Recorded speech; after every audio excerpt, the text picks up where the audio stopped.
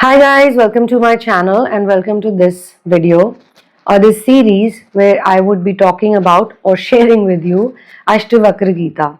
Ashtavakra Gita starts when Raja Janak, King Janak, talks to Ashtavakra about many things. He basically asks him three important questions, and this is how the conversation starts, which turns into this beautiful book that we have now as book, but back then this beautiful conversation that can help people on the path of liberation. And specifically for this channel, there are so many subscribers who are at different stages of the twin flame journey.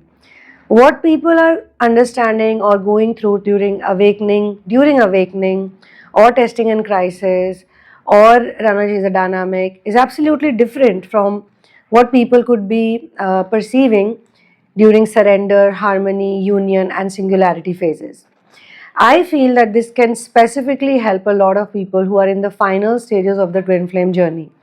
Even for those, this can be great who are on the path of surrender, because eventually surrender is the key to union, surrender is the key to everything. If you do not surrender, if you do not accept everything as how it is, then it will not be possible for you to create harmony, union, followed by singularity. In fact, certain percentages of all these energies are always present from the very beginning. So, some people might not 100% resonate with it, but some people 100% can. In fact, people who are at the beginning stages also can learn this from this or just listen to it on and off. Even if they get 10% peace out of it or 20% peace out of it, that would be really great. So, this is the first chapter. It will be followed by other chapters. Let's get started. In this recording, we enter the timeless dialogue between King Janak and Sage Ashtavakra, a conversation that cuts directly to the heart of liberation. This is the chapter 1, which is the instruction on self-realization. So let us begin. King Janak asked, "O Master, how is knowledge attained? How is liberation realized? How does detachment arise in this world? Speak to me of these things plainly." Ashtavakra replied, "If you desire liberation, avoid the objects of the senses as you avoid poison. Cultivate forgiveness, sincerity, kindness, contentment, and truthfulness. These qualities purify the heart." And as a reader or a listener, I would like to add a point here. When Ashtavakra says that avoid the objects of senses as you would avoid poison, he probably means that we need to avoid associating with them and getting detached with them. Look at them just like a bodily process, just like an automatic process, which is happening with everyone. Moving on. He says, "You are not the body, nor you are the elements from which it is formed. Earth, water, fire, air and space. These belong to nature, and you are the witness of them all. Know yourself as the one who sees. If you detach from identification with the body and rest in awareness alone, you will be instantly free, peaceful and content. You are not defined by social position, by name, by role, or by the stage of life. These are passing conditions. You are neither the doer of the actions nor the experiencer of their results. You are pure consciousness. Your bondage is only this, the belief that you are bound. The ego declares, I act, I choose, I control. This belief is the source of suffering. We can also call it Maya, the great illusion. Understand deeply, you are not the doer. Actions unfold according to nature. When this is seen clearly, inner peace arises naturally. The self is the witness of all phenomena, thoughts, emotions, sensations and events. It is ever free.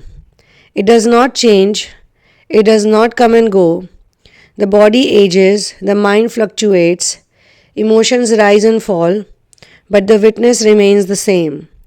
You are that witness. You are that witness.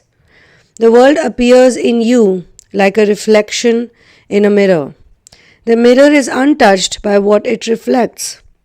In the same way, awareness remains untouched by the events of life. Joy appears, sorrow appears, gain appears, loss appears, but you remain unchanged. He who believes he is free is free. He who believes he is bound remains bound. As one thinks, so one experiences.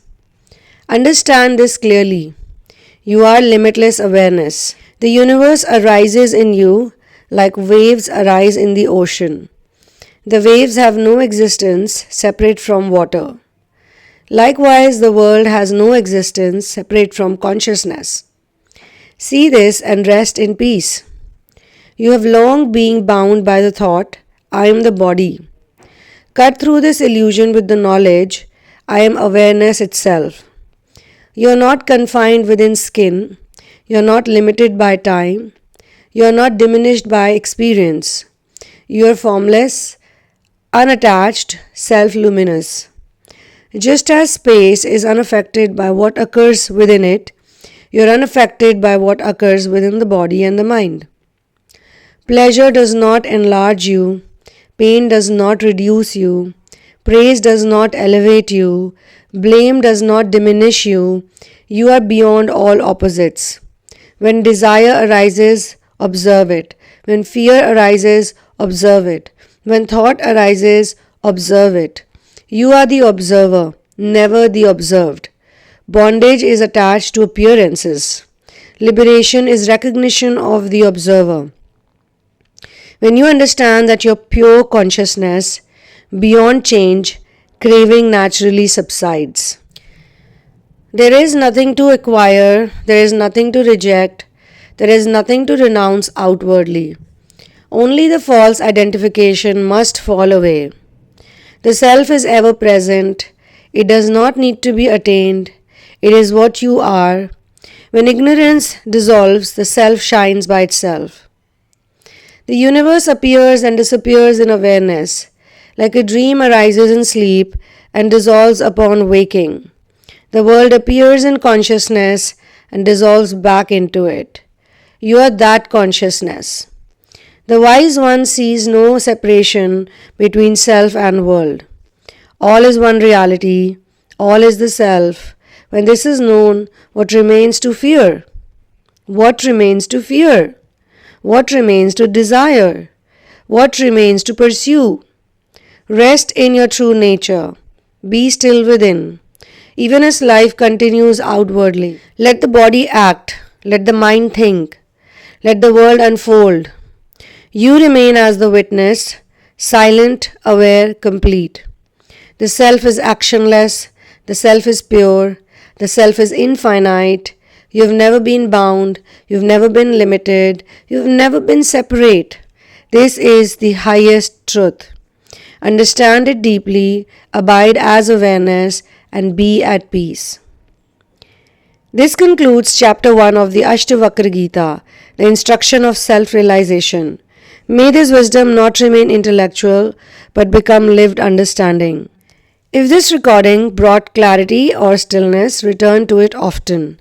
Until next time, remain as awareness.